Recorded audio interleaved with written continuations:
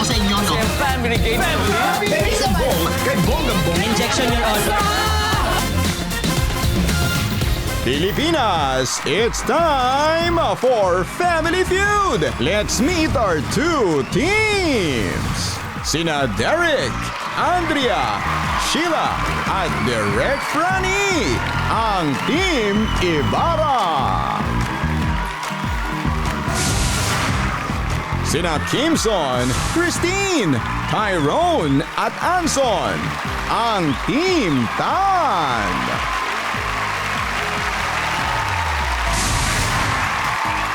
Please welcome our host, ang ating kapuso, Ding Dong Dantes!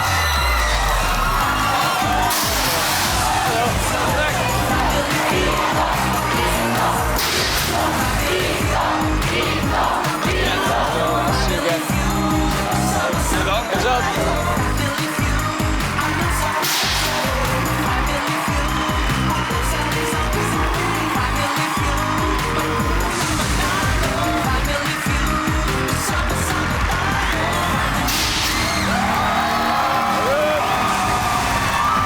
Magandang hapon po mga kapuso. Tapos na po ang summer at medyo lumadalas na po yung pag-ulan. Kaya araw-araw, umuulan din po ng more tawa at more sayang episodes dito sa pinakamasayang family game show sa buong mundo ang... Ngayong araw, halos lahat po ng bisita natin ay mga Gen Z at Millennials. Yung isang grupo, galing po sa mundo ng teatro at yung kabila naman, sila po yung magkakadugo. Kaya ito, palakpakan po natin ang Team Ibarra. Sila po ang stars at director of Ibarra ngayon. Ito po isang original Filipino musical.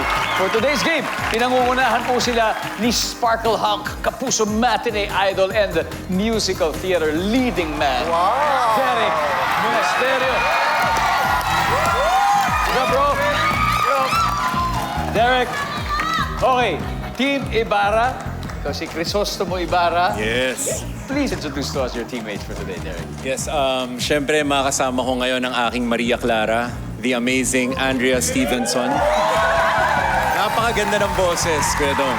And of course, ang gaganap bilang Sisa, Miss Sheila Ferrer. Hi, Sheila. At syempre, ang aming boss, si Direk, ang director ng Ibarra ngayon, Direk Franny Zamora. Hi, Ding Dong. Hi, Direk. Si Direk Franny po ay ang Best Director in a Musical sa Ali Awards noong 2023 for Ibarra. Actually, pangatlo na Best Director. 2015 sa Cancer at 35, 2023, Ibarra, the one with Piolo, and then Jeff Rocks yung last year. Wow. And hopefully this one also. Of course! Grabe, Derek. Living your dream. You know, I know you 100%. as someone who really loves to sing. Yes. You love to act. At dito nagsama yung dalawang passion mo sa teatro after Rack of Ages. Ito na naman, Ibarra ngayon. How does it feel to be back? Sobrang timely, Kuya Dong, kasi yung Ibarra namin ngayon nagre-reflect sa mga kasalukuyan nangyayari sa society natin. And ang sinasabi dito ni Rizal na ang edukasyon daw ay ang magpapawi ng kamangmangan. So yun din ang nakikita kong solusyon dito sa mga nangyayari ngayon. Grabe. Totoo yan sinabi mo at napapanahon at iba talaga pag ginagamit ang arts. Tama. Diba, sa pamamagitan ng mga kwentong yan. Yes. Andrea, first time kayo magkatrabaho ni Derek. Yes. Kailangan niyo pong panoorin kasi napakaganda po ng boses ni Derek. Honestly, it's an honor to be here and to work with this man. And how many songs will you be singing together? Oh, together we also have as mga two solo? duets. Two we have duets. two duets and then he has most of the songs. So karamihan po nung mga kanta. Ilan ba? Lampas 10? Yes, lampas, Kuya Dong. Lampas 15? Yes. So imagine, di ba? Kung gaano kahirap. One-man show. Grabe, ibang klase. Sheila, hanggang kailan ang run ng play na ito? We have initial run on June 18 and 20 sa GSIS-PN. Yeah. Derek, bakit napakahalagang mapanood, lalo na ngayon? Katulad nga ng sinabi ni Derek, ang tamang edukasyon kung ginagamit ng tama, hindi tayo magkakagulo. Kaya mo. Dahil kung nagkakagulo, sinong kawawa? Tayong mamamayan. Tayong mamamayan. Thank you very much. Team Ibarra. Thank you. Ang kanilang kalaban po ay pinangungunahan din ng isang Jimmy Sparkle talent. Ni Hao, Team 10. Hello, guys. Ang team captain nila, he's an actor, he's a model, a businessman, and a former collegiate basketball player, Kim Son Tan. Kuya Dong, it's good to see you. Ano na? Let's win. Okay, Kim Son, please introduce your teammates today. Of course, unang-una, my sweet and loving sister, Christine. Hey, Christine. Siyempre, next, ang aming Chinito Charmer, Mr. Chinatown 2025, Tyron Tan. Tyron, welcome back, bro. Siyempre, pinaka-last, Kuya Dong, ang aming singkit lover boy, Anson Tan. Gibson, kayo naman ay bihasang-bihasa sa pagiging entrepreneur sa inyong business. Christine, you're in which industry? I'm actually in financial management. Financial management. Tyrone? Ako, Kuya Dong, I'm in sales. In sales naman. And Anson? Ako, Kuya Dong, in construction supplies. In construction and supplies. Ayan. O, good luck sa inyong mga careers. At good luck din, Gibson, sa inyong mga sagot dito. Yes, Kuya Dong, thank you. Diba? Good luck, Gibson. Now, here we go. Alamin na natin ang sabi ng survey. Derek at Gibson, let's play round 1.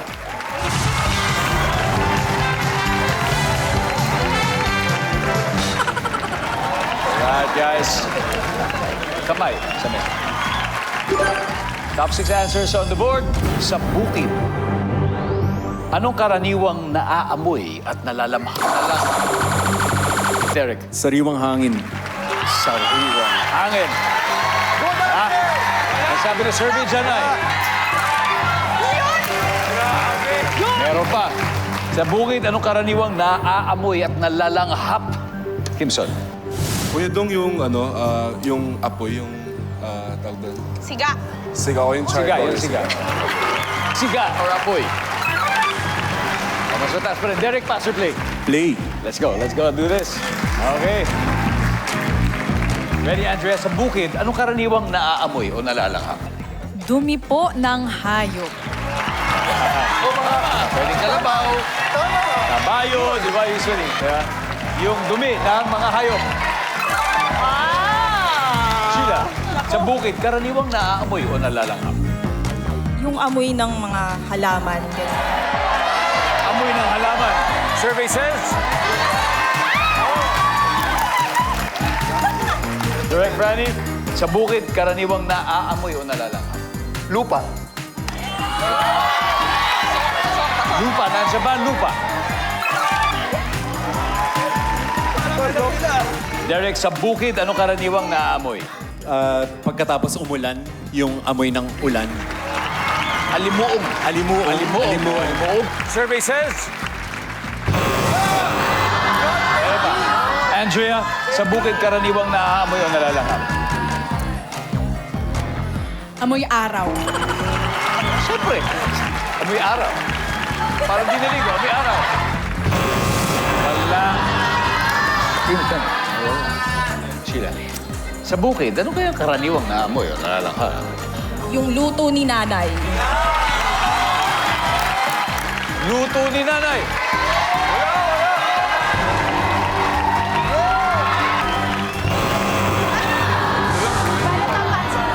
Let's go for steal, Anson. Sa bukid, karaniwang naamoy ang nalalanghap. Amoy ng uling. Uling, Tyrone. Ihaw ng kapitbahay. Ihaw ng kapitbahay, Christine. Fertilizer. Fertilizer, Kimson, sa bukid. Karaniwang naaamoy o nalalanghap. Kuya Dong, feeling ko ihaw o yung ulam na niluluto ng kapitbahay kasi magkakapitbahay sila. Top answer, Kuya Dong. Ihaw. Pero yung, sa kanila yung luto ni nanay eh. Ito yung ihaw ng kapitbahay.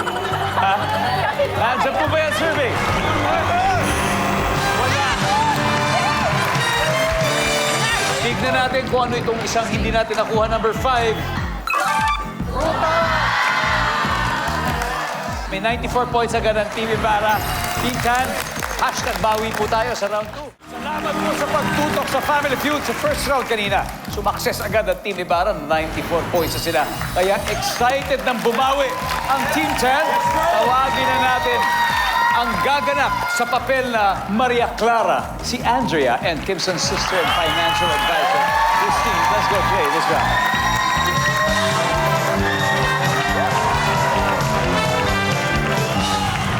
Kamay sa mesa. Okay. Top 6 answers on the board. Umamin sa'yo ang friend mo na siya ay homosexual. Ano ang una mong itatanong sa kanya? Go! Anong gender? Anong gender? Oh, what do you identify with? Anong gender? Okay. Good answer! Anong gender? Survey says... Oh, tama yun, kasi may LGBTQIA. So, maraming options. Andrea, umamin sa'yo yung friend mo na siya'y homosexual. Anong una mo itatanong sa kanya? Sure ka na ba? Sure ka na ba? Nandiyan na ba yan? Sure ka na ba?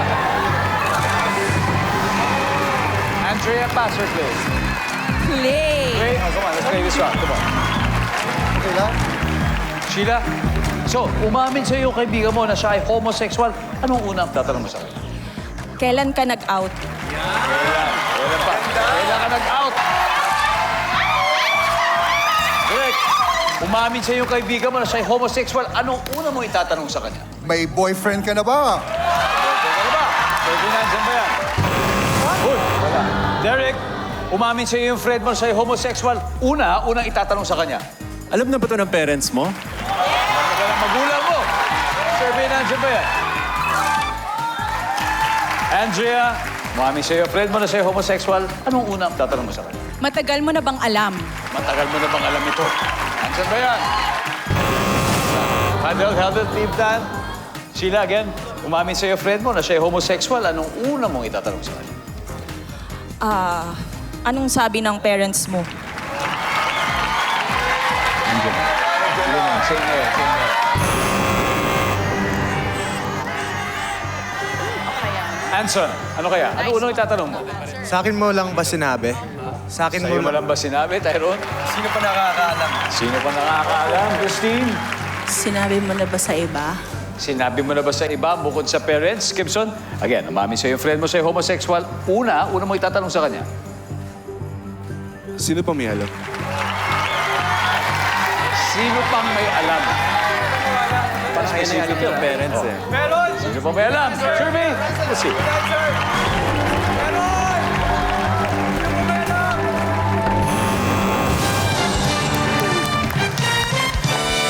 Okay, tignan natin kung ano yung hindi nakuha sagot number 6. Paano nangyari? Paano nangyari? Di ba may girlfriend ka o may boyfriend? Number 5.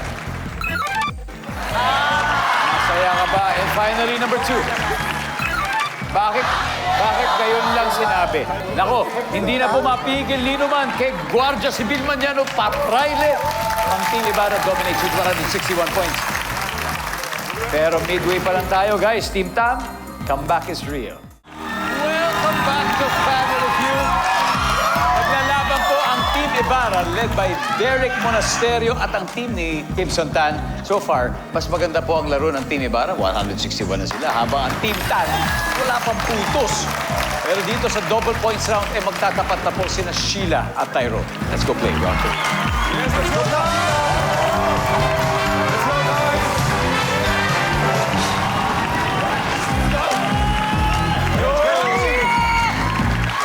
Kamay sa mesa. Top 7 answers are on the board. Bukod sa katawan, o pwede rin maging sexy ang iyong blank. Tyrone. Mata. Mata. Nandiyan ba ang sexy eyes? Sheila, bukod sa katawan, pwede rin maging sexy ang iyong blank. Boses. Lalayo pa ba tayo dyan? Lalayo pa ba tayo sa boses? Survey? Mas mataas. Sheila, pass or play? Play! Let's go play this round again. Direk, bukod sa katawan, pwede rin maging sexy ang iyong Legs. legs. Nandiyan ba ang legs? Legs na nakakasilaw. Bukod sa katawan, pwede rin maging sexy ang iyong utak. Bad answer! Bad answer! sapiosexual. Yes, sir. Attracted sa matatalino. At siyempre, parang si Jose Rizal. Utak talaga ang ginamit sa evolusyon. Nandiyan ba ang utak? Bukod sa katawan, pwede rin maging sexy ang iyong. Buhok. Buhok. Buhok, yeah, why not? Buhok. Wala! Mga Team Tan, handle na kayo. Habol na. Apat na to, Sheila. Bukod sa katawan, pwede maging sexy ang iyong. Personality. Yeah. Aha! Aha! Personality. Anson, bukod sa katawan, pwede maging sexy ang iyong Smile. Ismael. Braso, kuya. Braso. Christine. Biceps. Pagsayaw. Pagsayaw. Kimson, bukod sa katawan, pwede rin maging sexy ang iyong blank. Labi, Kuya Dong. Labi! Ha? Agree kayo? Nandiyan ba ang labi?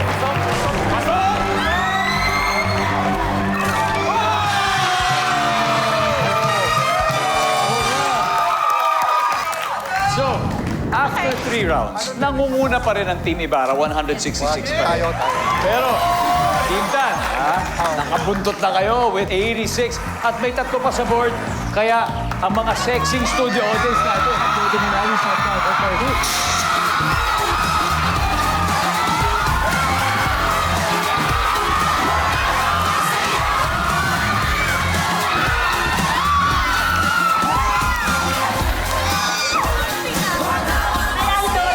Ano pong pangalan nila?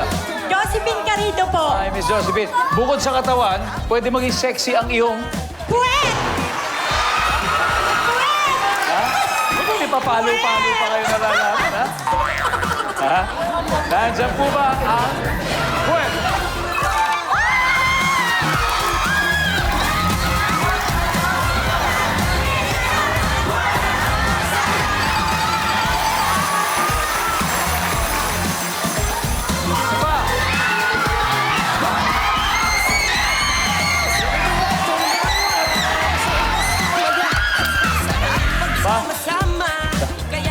Dami mong padrino, ha? Lilibre mo ba sila? Kung sakali? Kung sakali po. Ano paro? Pangalan po is Gusto Perskillo from Navota City. Let's go! Alright. Shoutouts mga taga Nabotas. Oh, bukod sa katawan, pwede rin maging sexy ang iyong ano. Siyempre ang braso! Braso! Braso po. Para sagutin tayo ron yun, ha? Good answer, pare. Ang sabi ng survey sa braso ay...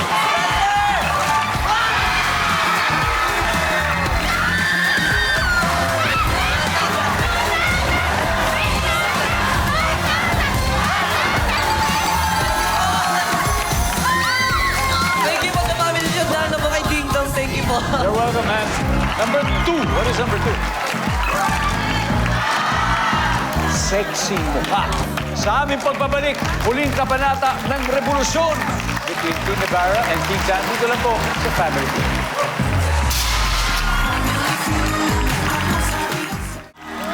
Nanonood pa rin po kayo ng Family Feud? Bago tayo bumalik sa game, gusto po nating batiin yung mga suki nating viewers dyan po sa Guadalupe Viejo, Makati City. Yung mga taga Lezo, Aklan, hello po sa inyo. Mga taga Flora, Apayao. Mga taga Binondo, Manila. Mga taga Cruz Naligas sa Diliman, Quezon City, hello po sa inyo. At Barangay Lapining, Balinguan, Misamis Oriental. Sobra po na-appreciate namin ang inyong suporta. Thank you very much. Now, let's review the score. Nangunguna ang Team Ibarra, 161 points. Nakabutot naman ang Team Tan na may 86. Eto na po, tawagin natin si Direk Franny and Anson for the final round.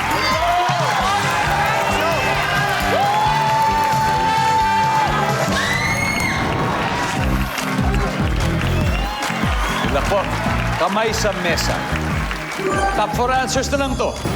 Kung nilapitan ka ng nawawalang bata sa mall, ano ang posibleng itanong mo sa kanya? Anson, Sino kasama mo? sino kasama? So, what is it? Sinong kasama mo? Yes! O, direk, ha?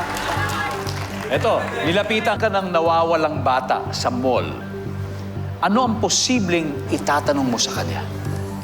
Ano pangalan mo? Sino muna, di ba? Anong pangalan mo? Direk, pasok. Play. Let's go play. Derek. Nung bata ka ba, nawala ka ba? Hindi nangyari bang ganon? Lagi. Meron sa Grabe mall? yung kaba. Grabe. Kung nilapitan ka ng nawawalang bata sa mall, ano ang posibleng itanong mo sa kanya? Taga saan ka? Taga saan ka? Ano? Bababango na to. Isa na lang eh. Oh. So nawawala yung bata sa mall, nakita mo, pinuntahan ka. Posibleng itanong mo sa kanya, Andrea. Ilang taon ka na?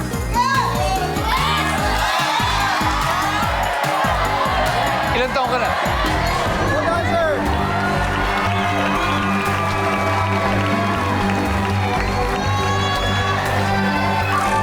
Tapos ang boxing.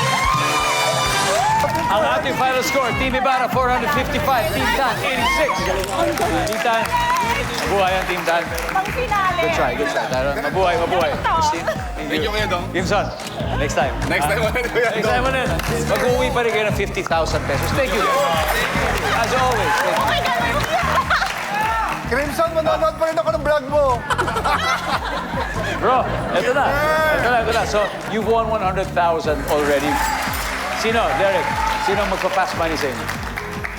Ako po, tsaka si Direk Franny. There you go, there you go. All right. More lawa, more saya. Sa makapigil ng fast money round sa Family Feud, kanina nanalo ang Team Ibarra ng 100,000. At kasama natin si Derek. Siya ang unang maglalaro sa fast money.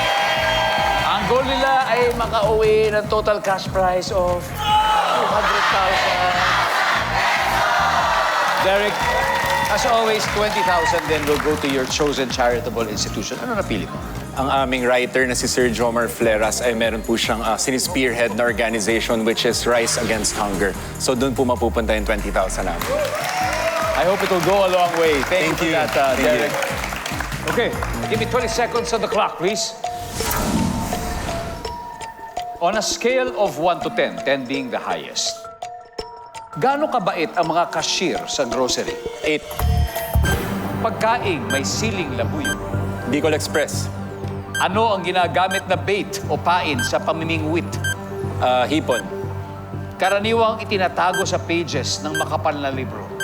Sulat. Ginagamit sa pagbiyak ng isang bloke ng yelo. Ice pick. Let's go, Derek. On a scale of 1 to 10, gaano kabait yung mga cashier sa grocery? 8, sabi. Ang sabi ng survey ay... Good. Pagkain may siling labuyo, siyempre. Bicol Express. Survey? Boom. Nice one. Ginagamit ng bait o pain sa pamimingwit ay hipon. Ang sabi ng survey... Meron naman, karaniwang itinatago sa pages ng makakapal na libro. Ang sabi mo ay sulat. Ang sabi ng survey. Yan.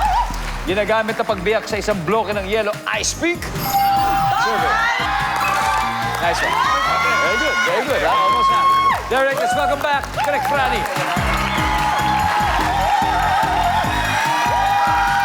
Let's go, Derek. Derek, before we start, do you want to greet anyone who maybe watched? Pwede ba? Okay, yung writer namin, si Jomar Flera, siyang sumulat nitong Ibarra. You know, Dong, Ibarra is the longest running play, I think, in the whole world. 46 years. Whoa. Since 1980. The very first Ibarra was Tommy Abuel. I see. At the CCP Theater. I always watch your show. Eh, itong wala ako rehearsal every afternoon. Talaga? Laging ito, diretso sa news. Thank you, Derek. And now, this time, kayo naman ang nasa Fast Money. Ayan, At oo sila nga. naman ang nanonood sa'yo. Yes. Sana panoorin nyo din Ibarra. Oo naman, for sure, for sure. Pero bagay, si Derek ay nakakuha ng 98 points. Wow. So 102 more. Ayan, kaya natin yan. Kaya? Try natin. Yes, let's do it. At this point, makikita na po ng mga manonood ang sagot ni Derek Monasterio. Give me 25 seconds on the clock, please. On a scale of 1 to 10, 10 being the highest, gaano kabait ang mga cashier sa grocery? 8, Bukod sa 9. 8, pagkaing may siling labuyo, Ginataang sili. ano ang ginagamit na bait o pain sa pamimingwit? Uod. Karaniwang itinatago sa pages ng makapal na libro. Bulaklak. Ginagamit sa pagbiyak ng isang bloke ng yelo. Taga. Let's go direct. On a scale of 1 to 10, gaano ba kabait ang mga cashier sa grocery? 9. Sabi ng survey. 7, ang top answer natin. Pagkain may siling labuyo, ang sabi nyo ay ginataang sili. Ang sabi ng survey, hindi namin nahanap yun. Bicol Express, siyempre pinakamataas. Anong ginagamit na bait o pain sa pamimingwit? Ang sabi may uod. Ang sabi ng survey. Top answer. Oh, wow! Karaniwang itinatago sa pages ng makapal na libro. Sabi mo yung bulaklak. Ang sabi ng survey sa bulaklak ay, ang top answer ay pera. Ginagamit sa pagbiyak ng isang bloke ng yelo. Sabi mo ay taga. Ang sabi ng survey ay,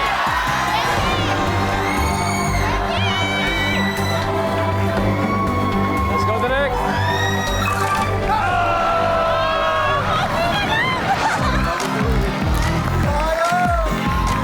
Ang top answer ay speak. 4 points. Very close. Congratulations po, Team Ibarra. Mag-uwi pa rin po kayo ng 100,000. So, maraming salamat at more power sa inyong production ang Ibarra ngayon. Thank you. Thank you very much. Na, ito yung first two showings ay palalabas na sa June 18 and June 20, 7:30 p.m. at the GSIS Theater. GSIS Theater. Derek, congratulations. Thank you. At syempre, Kimson. At sa Tan Family. Maraming salamat, Pilipinas. Ako po si Ding Dong Dante sa araw-araw na maghahatid ng saya at papremyo. Kaya makihula at manalo dito sa Family.